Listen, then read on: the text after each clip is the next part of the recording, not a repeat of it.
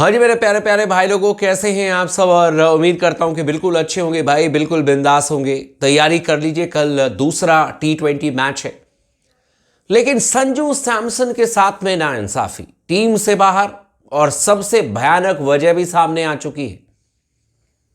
संजू सैमसन के लिए T20 format इतना शानदार रहा कि पिछले साल इन्होंने मात्र 7 मैचेस में 3 शतक लगा दी।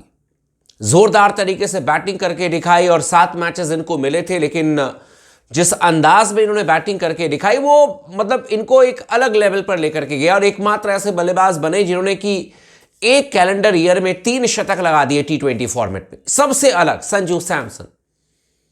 उसके बाद जब संजू सैमसन को लेकर के चर्चा होने लगी कि यार संजू सैमसन जो है अब ओडीआई फॉर्मेट में भी भारतीय टीम के लिए खेलेंगे, हो सकता है कि चैंपियंस ट्रॉफी में भी संजू सैमसन का नाम आए, संजू सैमसन को होना चाहिए चैंपियंस ट्रॉफी में। तमाम तरीके की बातें हुई, मीडिया में भी रिपोर्ट्स आने लगे कि यार चयनकर्ताओं को लगता है कि संजू को मौका दिया जा सकता है और स्कीम ऑफ थिंग्स में है, सबसे फ्रंट रनर है संजू सैमसन, इनको खिलाया जा सकता है चैंपियंस ट्रॉफी में।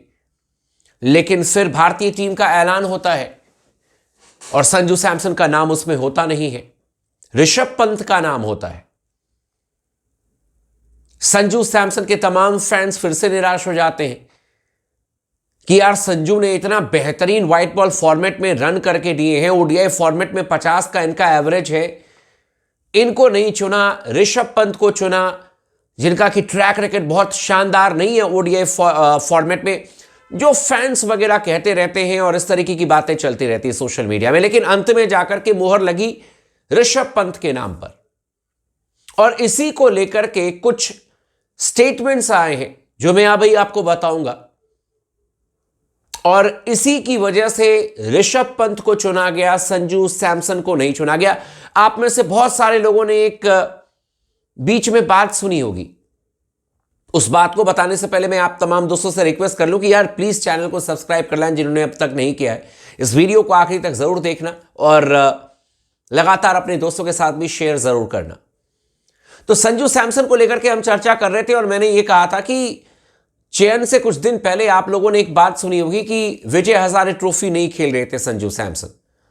विजय हजारे ट्रॉफी खेलना चाहिए था संजू सैमसन को। हालांकि मुझे ऐसा लगता है कि ये ठीक है, कुछ ऐसे प्लेयर्स होते हैं उनके ऊपर में तमाम तरीके के नियम लगा दिए जाते हैं। क्योंकि अगर मैं चयनकर्ताओं से पूछ लूं कि आपके बड़े प्लेयर्स कहां खेले थे रणजी ट्रॉफी, लेकिन आपने तो उनको हर टूर्नामेंट में खिला ही दिया।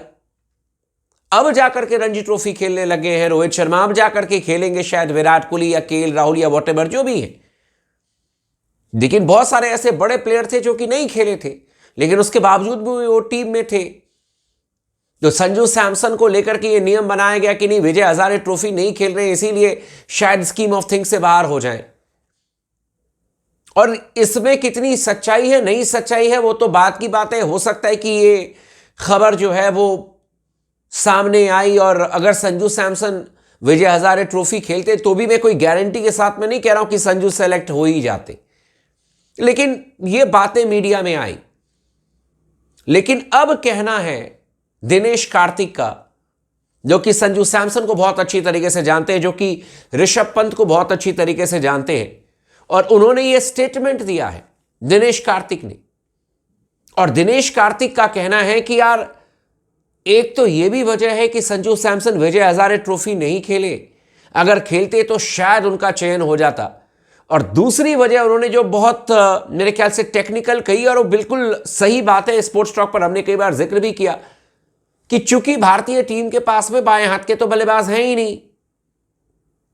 एक आपके यशस्वी जायसवाल है तो आपने शुभमन गिल को वाइस कैप्टन बना दिया और आप ऋषभ पंत को एक बाएं हाथ के बल्लेबाज के तौर पर टॉप ऑर्डर में लेकर के जा रहे हो, लेकिन आप खिलाओगे शायद केएल राहुल को। लेकिन चूंकि बाएं हाथ के ये बल्लेबाज हैं तो एक अलग डायमेंशन देते हैं टीम को। अगर जरूरत पड़े तो हो सकता है कि ऋषभ पंत को आप पहले खिला दो केएल राहुल से। ये पॉसिबिलिटी है मैनेजमेंट को देख करके, क्योंकि इनको एक लेफ्ट हैंडर चाहिए।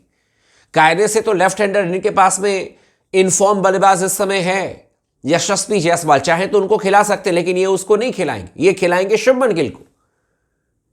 तो शुभमन गिल भी दाहिने हाथ के बल्लेबाज, रोहित शर्मा भी दाहिने हाथ के बल्लेबाज, विराट दाहिने हाथ के, अय्यर दाहिने हाथ के। तो 4 तो टॉप ऑर्डर के आपके दाहिने हाथ के बल्लेबाज हो गए। फिर अगर केएल राहुल खेलेंगे तो वो भी दाहिने हाथ के हैं, और उसके बाद फिर आप ऋषभ पंत को खिला नहीं सकते हो, क्योंकि केएल राहुल खेलेंगे तो विकेट कीपर भी वही होंगे, क्योंकि 6 नंबर पर हार्दिक पांड्या को उतारना पड़ेगा।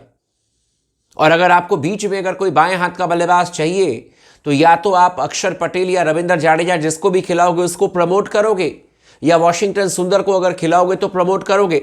अदरवाइज आपको केएल राहुल को बिठा करके ऋषभ पंत को खिलाना पड़ेगा।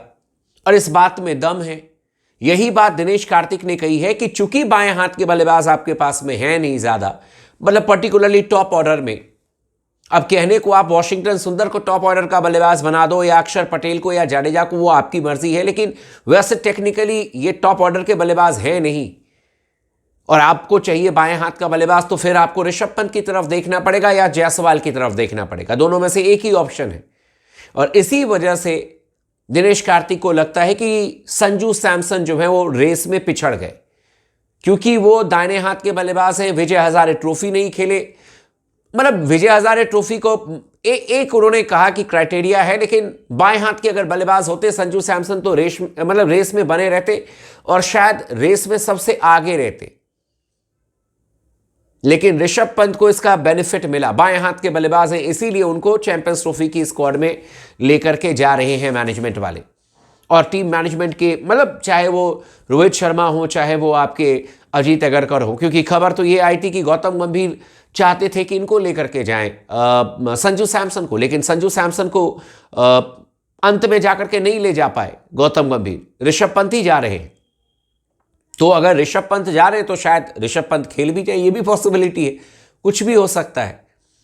लेकिन यार कायदे से देखा जाए तो बैटिंग तो लिटरली बहुत अच्छी की है संजू सैमसन ने। और मैं अभी भी कहता हूं, ये मेरा पर्सनल ओपिनियन है, जो भी लोग इस वीडियो को यहां तक देख रहे हैं आप भी अपनी राय जरूर दीजिएगा। मेरा ये मानना है कि अगर आप ऋषभ पंत को खिलाने के बारे में सोच रहे हैं, अगर आपको लग रहा है कि केएल राहुल से पहले हम ऋषभ पंत को खिलाते हैं क्योंकि एक बाएं हाथ का ऑप्शन हमारे पास में हो, तो फिर ऋषभ पंत को टॉप ऑर्डर में खिलाओगे तो ज्यादा बेहतर होगा।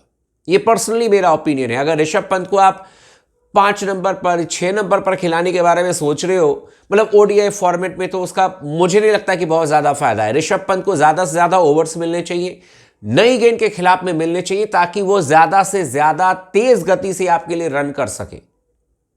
वो भी उसी तरीके के बैट्समैन है जिस तरीके के सूर्य कुमार यादव है, मतलब कि उनको भी ठोस बॉल चाहिए, बल्ले पर गेंद आए तो रन करेंगे। अगर आप कहोगे कि स्लोअर विकेट पर, फंसी हुई विकेट पर, तो वो मुश्किल हो जाएगा उनके लिए। तो ये मेरा कहना है कि भाई अगर आप मन बना करके जा रहे हो कि ऋषभ पंत को खिलाना है, तो he should bat at 3 number पर बैटिंग कराओ उनको। अदरवाइज आप खुद ही निर्णय ले लेना और बाद में रिजल्ट देखना क्या आता है। बाकी आप लोगों का क्या कहना है संजू सैमसन के केस में, आप हमें कमेंट करके जरूर बताइएगा। चैनल को सब्सक्राइब कर लीजिएगा, वीडियो को लाइक कर लीजिएगा, और लगातार बने रहे स्पोर्ट्स टॉक के साथ में।